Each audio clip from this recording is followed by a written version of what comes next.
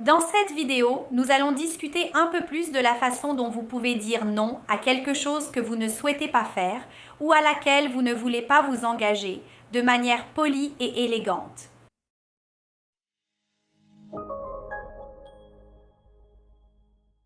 Bonjour, bienvenue sur la chaîne Etiqueta et Protocolo. Je suis Juliana Santiago, professeure spécialiste en étiquette.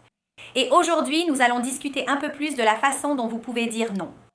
Vous allez refuser une invitation, refuser une proposition sans vous sentir mal, sans vous sentir coupable et sans penser que vous offensez l'autre personne. Et faire cela aussi d'une manière plus légère, plus tranquille, de sorte que vous ne vous sentirez pas gêné et que vous ne paniquerez pas non plus. Laissez l'autre personne penser que vous n'êtes pas intéressé par sa proposition ou que vous ne vous souciez pas d'elle. Eh bien, avant que nous parlions un peu de la façon dont vous allez réellement faire cela, il est important que nous comprenions ce que signifie dire non. Je sais que pour certaines personnes, dire non est quelque chose de très difficile et que peu de personnes arrivent réellement à dire non, à refuser quelque chose et à se sentir à l'aise avec ça. Vous y allez et vous dites « non, je ne veux pas » et vous restez tranquille. Certaines personnes disent même cela, mais je pense qu'elles mentent peut-être. Mais le fait est que plus vous apprenez à dire non, à choisir les choses que vous souhaitez vraiment faire et auxquelles vous voulez vraiment participer, plus vous apprenez aussi à dire non plus souvent. Donc, plus vous le faites, plus vous apprenez à gérer cela. Et ici, nous parlons de refuser des propositions, des invitations, des événements, des opportunités, mais de manière polie. Parce que l'étiquette est très liée à cela. L'étiquette, c'est se soucier de l'autre, c'est faire en sorte que l'autre personne se sente bien, c'est montrer de l'empathie, de la considération, du respect envers l'autre. C'est pourquoi, même si vous n'avez pas envie de faire quelque chose, nous ne devons pas minimiser la proposition, ce que l'autre est en train de nous offrir. Il est donc essentiel que nous agissions lorsque l'autre est présent. Não está indo de contra a etiqueta.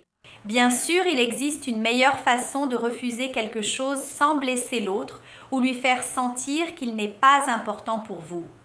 Un facteur que je veux déjà que vous, qui avez du mal à dire non, compreniez, c'est que bien souvent, nous n'avons pas tout le temps du monde. Le temps aujourd'hui est vraiment une ressource très limitée. Donc, même si vous voulez prendre beaucoup d'engagements, beaucoup d'obligations professionnelles, il est important de comprendre que parfois, ce n'est pas que vous ne voulez pas être là, que vous ne voulez pas participer, mais il faut aussi comprendre que souvent, vous ne pouvez tout simplement pas. Alors, apprendre à dire non avec douceur, de façon respectueuse, va aussi vous aider, même à éviter un peu d'anxiété. Parce que parfois, vous avez beaucoup de demandes de travail que vous finissez par accepter au fil de la journée, au fil du mois. Et là, vous n'arrivez pas à tout accomplir et vous finissez par devenir anxieuse. Ou alors, parfois, il y a beaucoup d'engagements sociaux auxquels vous vous êtes engagée et vous vous sentez mal de ne pas pouvoir être présente partout. Alors, aujourd'hui, nous allons comprendre comment, en fait, vous allez dire non et aussi vous libérer dans vos décisions et vous sentir bien. Parce que très souvent, le non que nous prononçons, nous le comprenons. On interprète, nous, à l'intérieur de nous-mêmes, n'est-ce pas? On interprète cela comme quelque chose de négatif, comme si on faisait du mal à quelqu'un. Parce que dans la vie, même dans l'enfance, très souvent, nous avons dû dire oui à beaucoup de choses que nous ne voulions pas faire. Et cela, parfois, est resté en nous. Mais nous avons grandi, nous avons atteint une phase mature de la vie et maintenant, nous devons gérer les refus. Mais nous devons, en effet, le faire d'une certaine manière, avec gentillesse, empathie, considération et respect envers les autres. Alors, as-tu déjà compris un peu cette introduction et de quoi cette vidéo va te parler aujourd'hui? Alors maintenant, je vais t'expliquer comment tu vas en fait dire ce non de manière respectueuse. Le premier point pour commencer à dire non de façon polie, c'est de ne pas dire non immédiatement. Je sais que c'est un peu confus, mais je vais t'expliquer. Quand tu reçois une invitation ou une proposition, ne dis jamais non tout de suite. Par exemple, quelqu'un vient me voir et me demande « Juliana, j'ai une invitation pour l'anniversaire de mon fils, tu veux venir ?» Et là, je réponds « Non ». Ne dis jamais non comme ça, de façon immédiate, parce que ça peut vraiment donner une impression très négative. Ça peut donner l'impression que tu n'as pas envie d'être là avec cette personne, d'échanger avec elle, ou que son événement n'est pas important pour toi. Donc, par exemple, quelqu'un vient te voir au travail et demande « Juliana, tu peux m'aider avec ce projet ?» Et je réponds « Non. » Je ne peux pas. Donc, il faut faire très attention quand tu vas dire non. Pour que tu puisses faire cela de manière plus respectueuse et attentionnée, il est intéressant de valoriser la proposition que la personne te fait. Donc, c'est très différent, par exemple, quand je vais voir quelqu'un et que je dis, par exemple, dans le même cas, celui de l'anniversaire de l'enfant, prenons ce même exemple. J'arrive et je dis « Waouh, c'est incroyable, il fête déjà une année de plus. Comme le temps passe vite, non, malheureusement, je ne pourrai pas y aller. » Nous allons parler un peu de la structuration de la phrase tout au long de cette vidéo. Mais vous avez tout de suite vu que ma façon de parler a déjà eu un impact complètement différent. Parce que j'ai valorisé l'événement que cette mère organise, l'anniversaire de l'enfant. Cela se produit aussi au travail. Waouh, c'est incroyable que vous vouliez mon aide. Je suis très heureuse de savoir que je peux être utile dans ce projet. Mais cette fois, je ne peux pas aider. Donc, rien que la construction de ce remerciement initial, la valorisation de l'idée, de l'invitation, de la proposition faite, de la demande formulée, ça change déjà complètement. La construction de notre phrase et la manière, la façon dont l'autre personne entend, en fait, ce non. Donc, il est important, chaque fois que vous allez dire non, premier point, ne dites jamais non immédiatement. En poursuivant la construction de notre phrase et de notre non poli, d'abord, nous avons le moment de valoriser l'invitation proposée. Et ensuite, nous allons dire que malheureusement, je ne peux pas être présente, malheureusement, je ne peux pas participer ni répondre à cette demande. Et ensuite, il est utile que vous donniez une justification. Je recommande que cette justification soit une justification vraie, afin que vous montriez vraiment que vous ne pouvez pas être présente à ce moment-là. Oh là là, je ne peux pas aller à la fête de ton fils, parce que j'ai déjà un autre engagement. À ce moment-là, je ne te recommande pas de trop t'étendre, parce que cela pourrait finir par te compliquer la vie. Mais il est important que tu insistes là-dessus. Pourquoi tu ne vas pas pouvoir assister à un certain événement ou accepter cette demande de travail? Par exemple, je commence par remercier pour l'opportunité de participer à ce projet et pour m'avoir sollicité. Ensuite, je dis « Malheureusement, je ne peux pas répondre à cette demande parce que j'ai déjà beaucoup d'autres tâches au travail.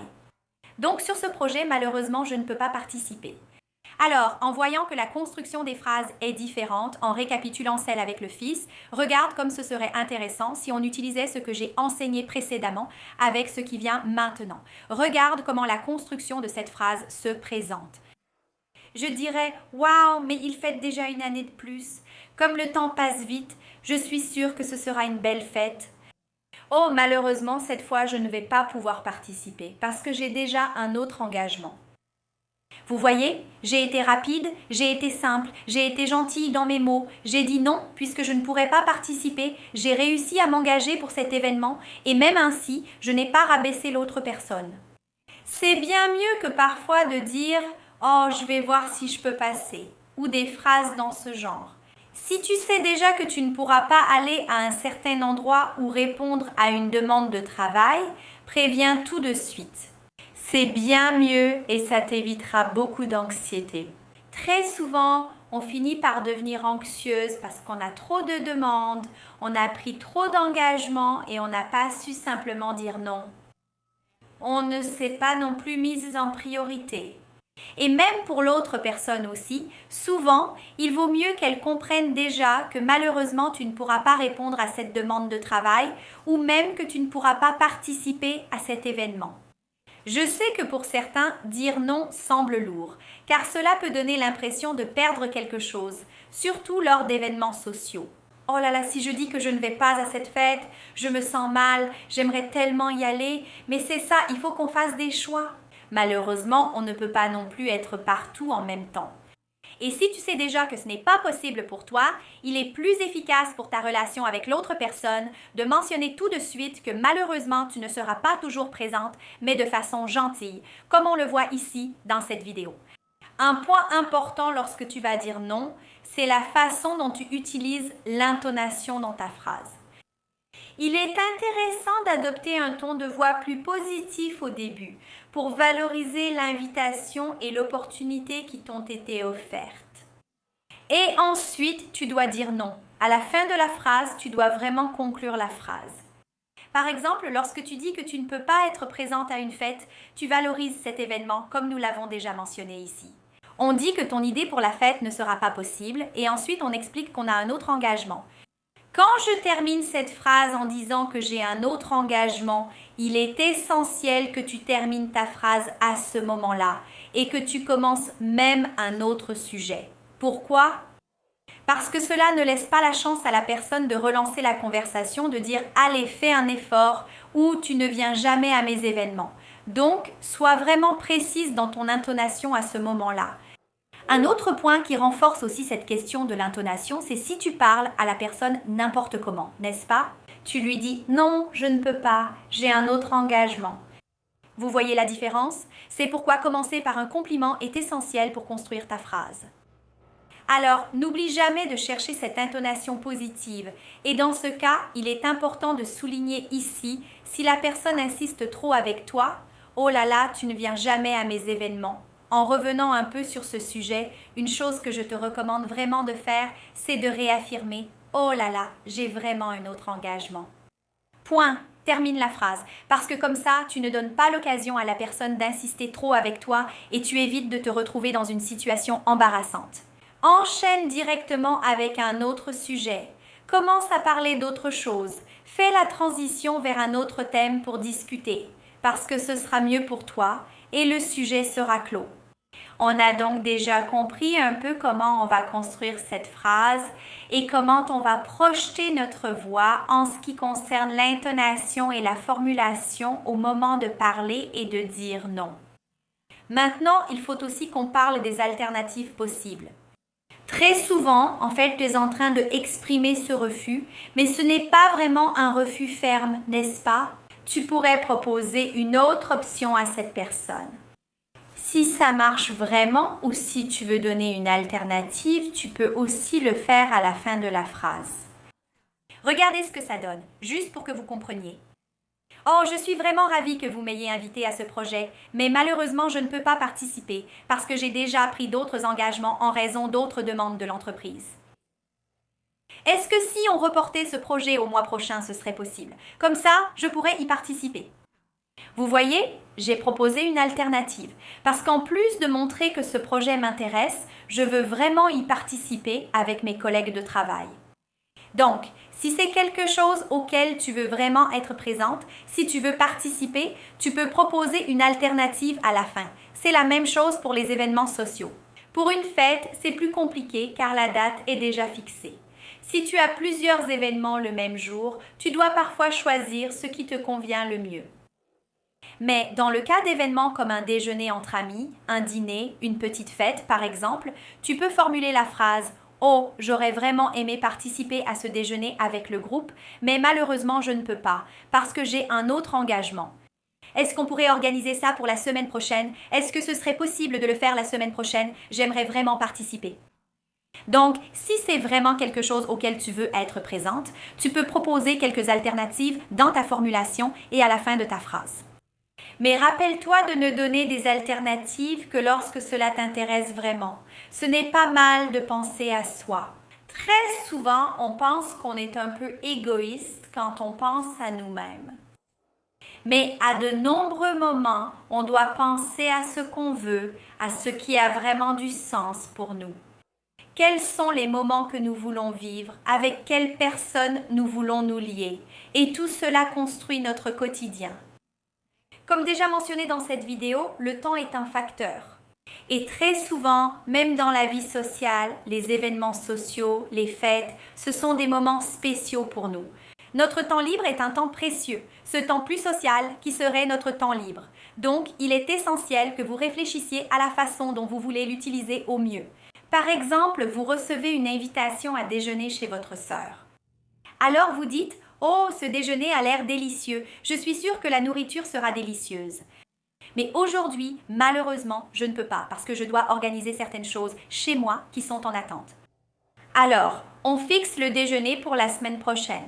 Si ça te convient, tu peux le mentionner. Sinon, il suffit de s'arrêter là. Mais il n'y a rien de mal à dire non. Tu n'es pas égoïste. D'ailleurs, c'est un autre sujet dont je veux parler. Apprends à dire non. N'aie pas peur ou ne te sens pas mal à l'aise de dire non.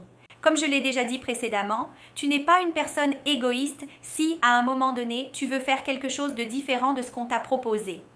Ou, très souvent, ne pas vouloir accepter une demande professionnelle parce que ton agenda est déjà plein et que c'est impossible pour toi de l'intégrer dans ton emploi du temps. Nous avons très souvent peur de dire non. Non seulement parce qu'on a l'impression d'être égoïste, mais aussi, comme je l'ai déjà dit au début de la vidéo, dans l'enfance, nous avons dû faire beaucoup de choses que nous n'aimions pas. Ta mère te demandait parfois de prendre une douche, même si tu n'en avais pas envie car c'était important. Il fallait aussi parfois faire tes devoirs. Alors, on a pris l'habitude de dire oui, oui, oui. Et il semble que quand on dit non, on est en train en fait de blesser quelqu'un. Ou même de montrer que ce n'est pas important pour nous. Ou que nous dévalorisons les personnes ou les événements, les invitations proposées. Mais il faut bien comprendre qu'apprendre à dire non est un signe très important de maturité, qui est essentiel pour construire nos relations. Et même pour que votre relation avec cette autre personne s'améliore, se développe. Parce que parfois, vous finissez par vous engager en disant que vous allez faire quelque chose et puis vous n'y arrivez pas. Et cela est mauvais pour vous et pour l'image que vous renvoyez à l'autre personne. Sans compter aussi que prendre des engagements que vous ne pouvez pas vraiment tenir ou auxquels vous ne pouvez pas assister, c'est vraiment, disons, très peu élégant. C'est même, disons, carrément impoli. Et en parlant d'impolitesse, j'ai déjà fait une vidéo ici sur la chaîne avec des choses que les personnes impolies font. Je la laisse ici pour que vous puissiez la voir. Êtes-vous impoli? Cliquez sur la vidéo pour le savoir. À bientôt!